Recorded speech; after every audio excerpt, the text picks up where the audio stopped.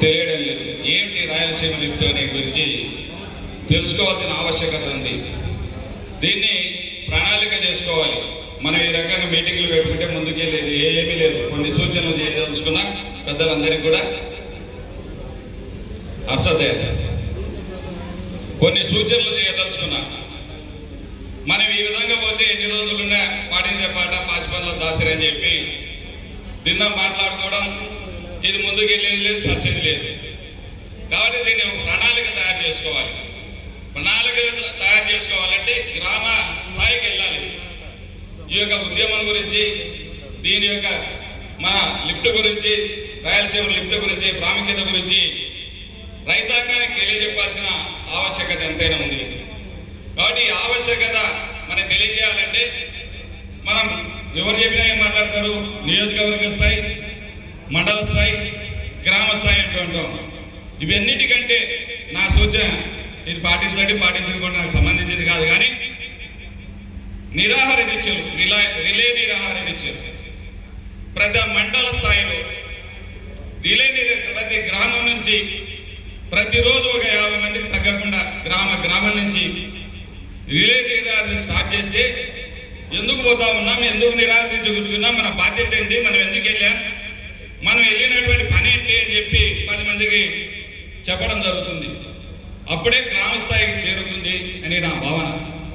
కాబట్టి ఈ యొక్క ఉద్యమాన్ని బాగా ఉవ్వెత్తున తీసుకుపోవాలంటే గ్రామ స్థాయికి వెళ్ళాలి. ఈ ప్రాంతంలో కూడా అవసరం రాలేదు. రాయలసీమ లిఫ్ట్ ఎంత అవసరం అనే విషయాన్ని మనం ఈ రోజు వరకు తెలియదు. మన అంటూ ఉన్నాడు చంద్రబాబు నాయుడు, పర్యావరణ అనుమతులు లేకుండా ఈ యొక్క రాయలసీమ లిఫ్ట్ను జగన్మోహన్ రెడ్డి గారు అనవసరంగా కట్టాడు అని చెప్పి ఒక నెపం వేస్తా ఉన్నాడు. నేను అడుగుతా ఉన్నా, చంద్రబాబు నాయుడు గారు, నువ్వు అన్ని తెలిసిన పెద్ద మనిషి, నువ్వు అన్ని తెలిసి నీకు 4 సార్లు ముఖ్యమంత్రిగా పనిచేశానని గొప్పగా చెప్పుకుంటా ఉంటావు. నువ్వు కట్టినటువంటి పురుషోత్తం పట్టణం కానీ, లేకపోతే మన ఇంకోటి ఇది విజయవాడ దగ్గర పట్టుసీమ కానీ పర్యావరణ అనుమతులు ఉన్నాయా? నువ్వు కట్టే అనుమతులు తీసుకొని దానిలోకి మాత్రం నువ్వైతే అనుమతులు తీసుకోవాల్సిన అవసరం లే. పుల్ల పెట్టడం దాక్షిణ్యం, నువ్వు పుల్లలు పెట్టడానికి మహానుభావని. నువ్వు ఆ రోజు 2014 దిగిన నీ సంసారం ఎత్తుకొని విజయవాడలు పెట్టకపోయింటే, నువ్వు ఆ రోజు ఓటుకునేందుకు భయపడకపోయింటే, నువ్వు సంసారం ఇక్కడ దిగకపోయింటే ఆ రోజు మనం భయపడే వాళ్ళు తెలంగాణ నాయకులు. అదే అదనుగా చూసుకొని ఓటుకునేటి కేసులు బెదిరించుకొని నువ్వు తెలంగాణకు వెళ్ళలేని పరిస్థితుల్లో అడ్డగోలుగా వాళ్ళు కలవకుర్తి కావచ్చు, మన కలవకుర్తి కావచ్చు, పాలమూరు రంగారెడ్డి కావచ్చు, దిట్టి కావచ్చు, ఎస్ఎల్బిసి కావచ్చు, నెట్టెంపాడు కావచ్చు, కోయిల్ సాగర్ కావచ్చు, పర్యావరణ అనుమతులు లేకుండానే ఆ రోజు ఈ ప్రాజెక్టులను మొదలుపెట్టారు. ఎందుకు? నువ్వు భయపడడం వల్ల, నువ్వు ఆంధ్ర ప్రాంతంలో ఉండడం వల్ల, నీ ఇష్టం వచ్చినట్టు నువ్వు ఇక్కడ కూర్చోవడం వల్ల నువ్వు బెదిరించుకొని చెప్పి అనుమతులు లేకుండానే ఆ ప్రాజెక్టులు మొదలు పెట్టారు. అది తెలియదా ప్రజలకు?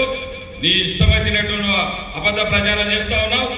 మనం ఈరోజు 841 అడుగు చేరితే కానీ, అది కూడా ఇది 841 అడుగు కూడా చేరినా కూడా బురద వస్తుంది. బురద తప్ప ఏం రాదు. ఆ రోజు ఎస్పీ రెడ్డి మా అన్న, ఆ రోజు పోజా బ్రహ్మానంద రెడ్డి కూడా ఉన్నాడు, భూపాలని అన్నాడు.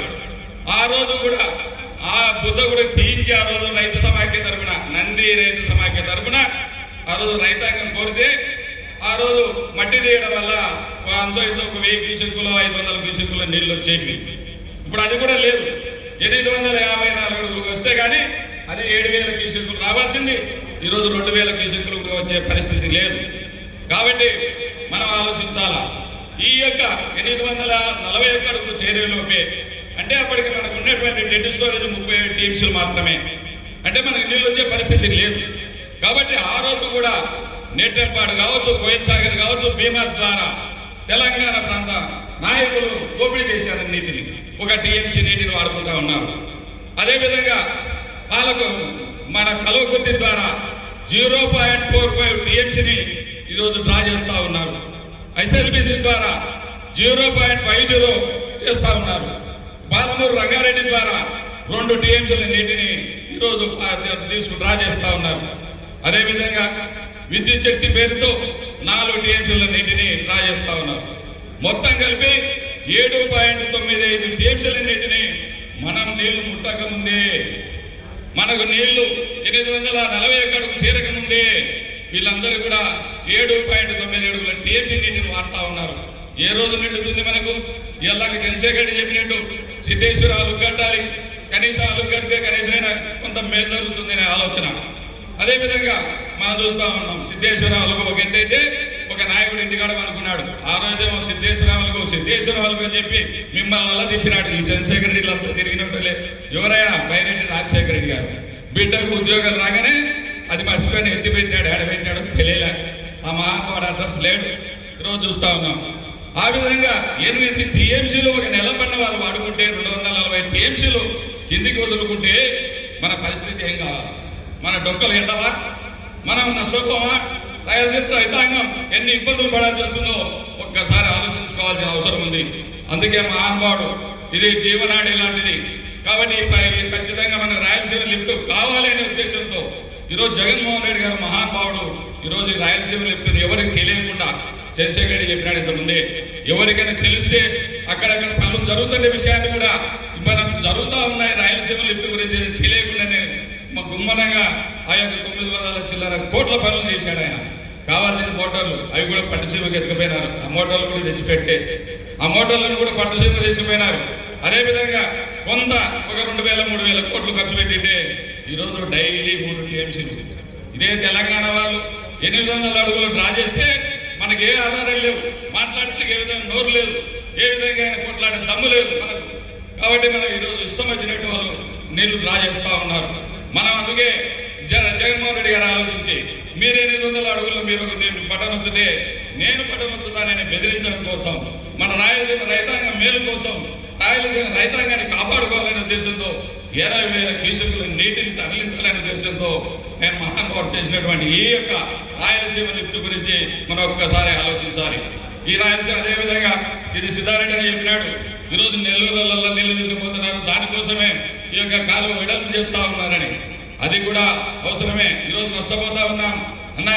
మీకు నెల్లూరుకు నీళ్లు ఇవ్వడం వల్ల, మీకు కండలేరు సమస్యలకు నీళ్లు ఇవ్వడం వల్ల మేము మా యొక్క శ్రీశైలం నియోజకవర్గంలో ఉన్నటువంటి రైతాంగం, అదేవిధంగా నంద్యాల ప్రాంతంలో ఉన్నటువంటి రైతాంగం, పనగనపల్లి ప్రాంతంలో ఉన్నటువంటి రైతాంగం, అదేవిధంగా అల్లగడ్డ ప్రాంతంలో రైతాంగం నష్టపోతా ఉన్నాం. మీకు నీళ్లు కావాలని చెప్పి ఫుల్లుగా 22,000 క్యూసెక్కులు ఈ యొక్క గుండు మీద కుదిరితే మా ప్రాంత రైతులు ఎన్నో రకాలుగా నష్టపోతా ఉన్నారు. మేమంతా కూడా పాదయాత్ర చేశాం. ఆ రోజు అన్నకు పర్మిషన్ తీసుకుని ఆ రోజు అల్లగడ్డాన్ని అందరం తిరిగాం, నాని అందరం కలిసి తిరిగాం. మన ఆ రోజు మా రైతాంగం నష్టపోతా ఉన్నారు, మా పొలాలు పోగొట్టుకుంటా ఉన్నాం. మా రైతాంగం ప్రతి సంవత్సరం మీ సోమశిల కండల నీళ్ళు ఇవ్వడం కోసం అది నష్టపోతామని జగన్మోహన్ రెడ్డి గారు తీసుకెళ్తే జగన్మోహన్ రెడ్డి గారు ఆ రోజు చెప్పాడు, అన్న సామర్థ్యాన్ని పెంచుతా ఉన్నాం, నువ్వు తొందరపడాకు, నీ నష్టం జరగకుండా చూసుకుంటా. నువ్వు నేనే అడిగా మా రైతాంగానికి అంతో ఎంతో పాపం నష్టపోతా ఉన్నారు, ఎకరానికి ఎంత ఏదైనా నష్టపరిహారం ఇస్తాడో అని. లేకపోతే పూర్తి స్థాయిలో మనం సామర్థ్యాన్ని పెంచుతా ఉన్నాం, కాలువల సామర్థ్యాన్ని పెంచుతా ఉన్నాం. కాబట్టి ఆ పరిస్థితులు రావు. ఆ మహానుభావుడు ఈ 5 సంవత్సరాలు ఉండింటే ఆ పని జరిగేది. కాబట్టి మనకు ఆ పని మన దురదృష్టం.